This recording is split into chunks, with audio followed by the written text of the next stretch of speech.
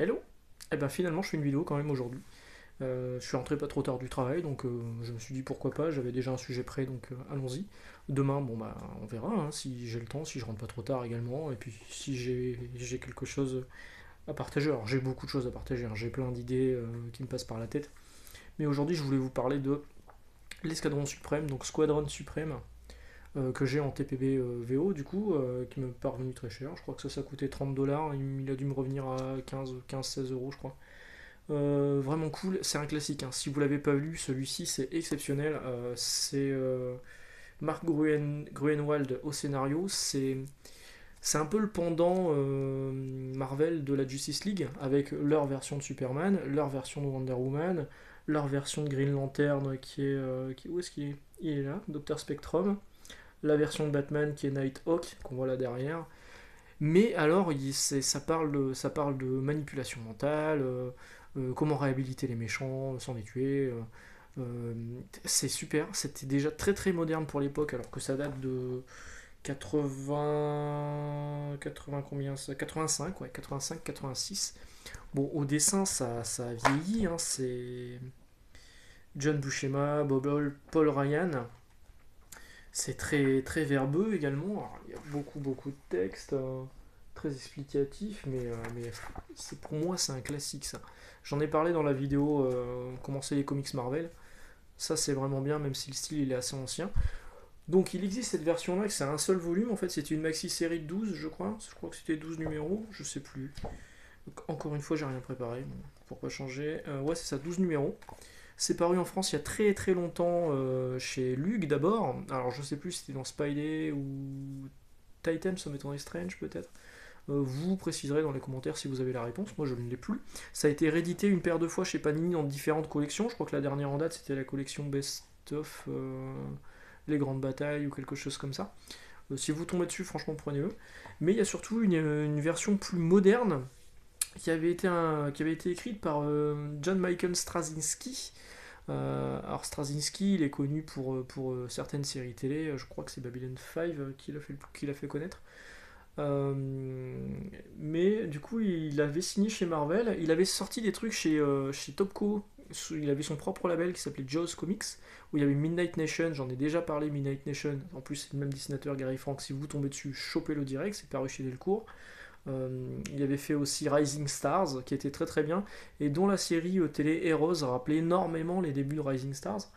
Mais du coup, Straczynski et Gary Frank ont signé chez Marvel sous le label Max, donc c'était le label adulte de Marvel pendant un moment où Punisher a été édité, le Punisher de Ennis et Dillon. C'était Dillon aussi hein, sur Max, je sais plus, à vérifier, mais c'était Ennis, c'est sûr.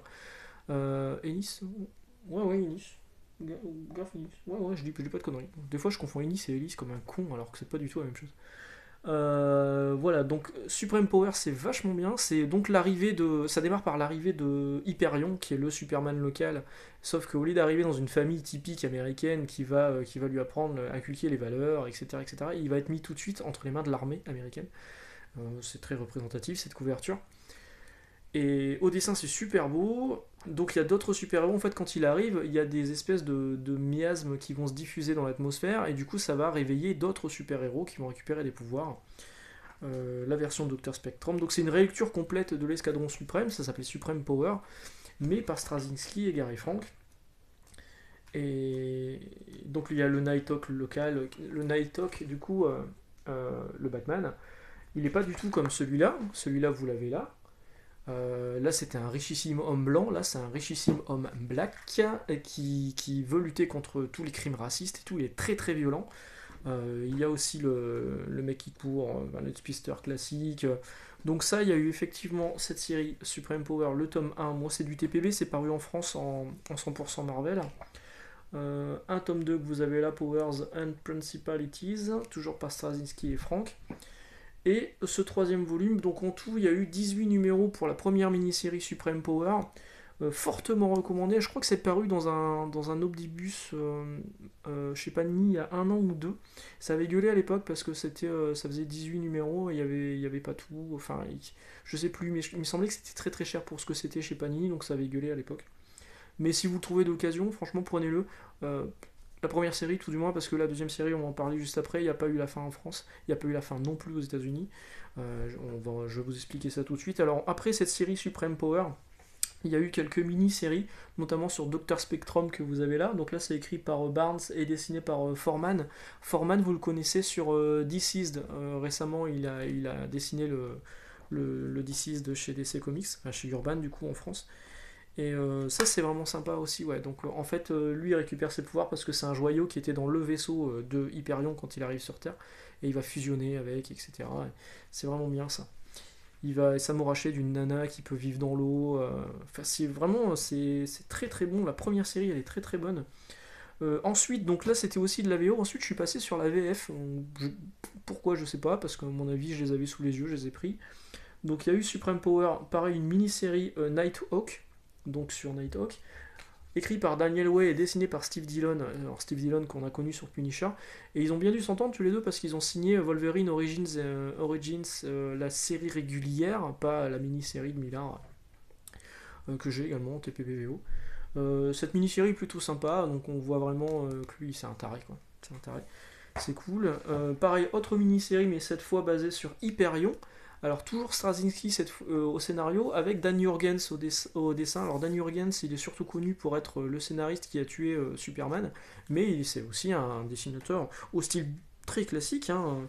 C'est beaucoup plus classique que ce que fait Gary Frank. Mais moi je trouve pas ça moche, j'aime plutôt bien. Et cette mini-série était bien aussi, hein. Donc on voyait un petit peu plus de ce qui se passait entre Supreme Power et Squadron Supreme La Relance, qui arrive dans ce tome-là. Donc en fait, ça continue à s'appeler Supreme Power chez Panini en France dans les 100%. Ils l'ont même numéroté le 7ème, alors qu'en fait c'est une relance de la série, c'est un nouveau numéro.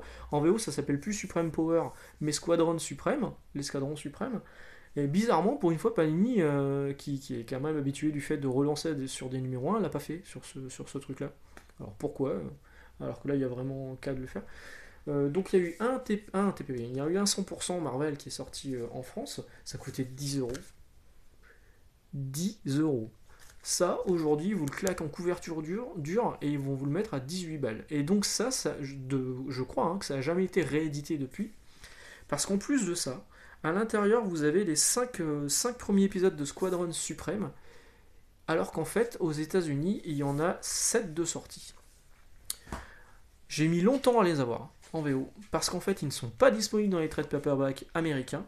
Il faut les choper en floppy, et c'est mon pote Gaëtan, que je remercie encore ici, qui me les a chopés en floppy aux États-Unis, qui me les a envoyés. Il m'avait fait un colis de ouf, mais un truc de malade. Il m'a envoyé un gros colis des États-Unis avec plein de malbouffe, avec plein de trucs dégueulasses super bons, des M&M's avec des goûts improbables, un sac à dos Stranger Things. Enfin, merci Gaëtan, franchement, tu m'avais refait tout mon Noël, et en plus de ça, il y avait ça dedans. Donc vraiment nickel. Alors, le 6 est scénarisé par Straczynski, mais il n'est pas dessiné par Gary Frank, qui avait repris le crayon sur Supreme Power, enfin sur Squadron Supreme, la nouvelle série, où là, en fait, ça montait l'équipe. Le 6, c'est du fill-in avec Barranco, donc c'est vraiment basé sur le personnage de Nighthawk, sauf la dernière page, qui va faire le lien entre le numéro 5 que vous avez là, et le numéro 7 qui est ici, donc où Gary Frank revient au dessin. Malheureusement, ça se termine par un to be continued. Il n'y a jamais eu de suite. Pour la petite histoire, Gary Frank est quitté à ce moment Marvel pour aller chez DC Comics. Marvel avait annoncé que ça serait Mike Deodato Jr. qui allait dessiner le numéro 8, sauf qu'il n'est jamais arrivé le numéro 8. Donc du coup, la série s'arrête codement sur un espèce de cliffhanger où ce mec-là se retrouve face au gros mec, au plus puissant de l'escadron suprême, et ça se termine sur cette page où ils vont lui mettre sur la tronche, mais voilà, il n'y a pas de fin. Et sur la mort d'un des personnages également. Dommage. Et du coup, ça c'est inédit en français. Panini les a jamais traduits, les a jamais publiés. Et par contre, ils ont sorti un numéro 8, parce que ça, pour rappel, c'est le numéro 7. Ouais, il faut arriver à suivre. Ils ont sorti un numéro 8 qui est en fait la mini-série Hyperion versus Nighthawk par Guggenheim et Gulassi. Gulassi, c'est particulier au dessin, bon, ça me déplaît pas trop, mais c'est pas non plus c'est pas ce qui me fera acheter un comics, d'avoir Paul Gulassi dessus. Là, clairement, je l'ai acheté parce que c'était du complétisme maladif, comme d'habitude. Ça apporte pas grand chose, surtout quand on avait fini le set, on s'est dit ouais vivement la suite, on pensait avoir la suite, donc ça à l'intérieur de ça, mais pas du tout. Et ça, c'est la dernière parution française en 100%, et là, ça coûtait 9 euros. 9 euros. Alors, Gulassi, bah ouais, un petit peu ce que ça donne derrière. Voilà. Et pareil, du coup, c'est une mini-série Hyperion versus Nighthawk Supreme Power, alors qu'en fait, c'est Squadron Supreme. Mais bon, on va pas chercher à comprendre les choix éditoriaux chez Panini. Donc ça, c'était en 2005 et 2006. Je crois que c'est 2006, la dernière en date. J'ai peur de dire une connerie, c'est peut-être 2008. 2007. Bon, j'étais pas loin. Entre les deux. Et après, donc, il n'y a plus de traces de l'escadron suprême. On ne les a plus vus du tout. Mais c'est passé Civil Wars de Hickman qui a remis. En fait, il y avait plein de terres parallèles. Je sais pas si je suis clair. Il y a eu plein de terres parallèles. Donc la Terre Ultimate, la Terre 616 chez Marvel. Et toutes ces terres parallèles ont fusionné en fait pour donner la mini-série Secret Wars. Et du coup, à la fin de ça, il y a la Terre Prime, donc la Terre 616 qui revient, et il y a des personnages qui se retrouvent, des dimensions parallèles qui se retrouvent sur la Terre classique. Et c'est le cas notamment de. Hop, c'est le premier celui-là.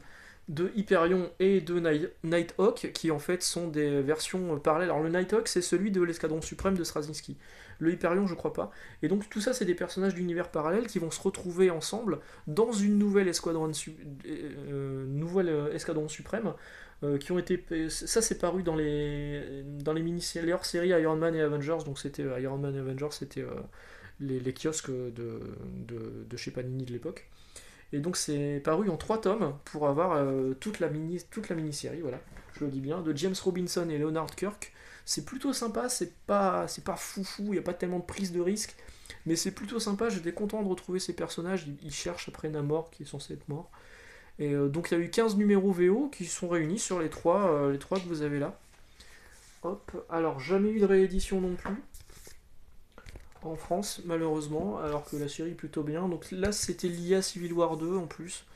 Moi, j'ai plutôt bien aimé. Voilà, bon, bah, j'en ai fini pour l'Escadron Suprême. Encore une fois, si vous tombez sur la première, donc le tout début, ça, c'est un indispensable, mais c'est peut-être un peu vieillot.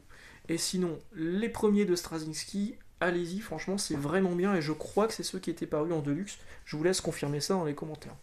Voilà, sur ce, je vous laisse. Je m'apprête à retourner travailler demain. Enfin, préparer la réouverture de la librairie, du coup, parce qu'il y a quand même pas mal de choses à faire, notamment dans le pôle numérique où je travaille. Et puis on se revoit peut-être demain ou peut-être samedi. Ciao, salut.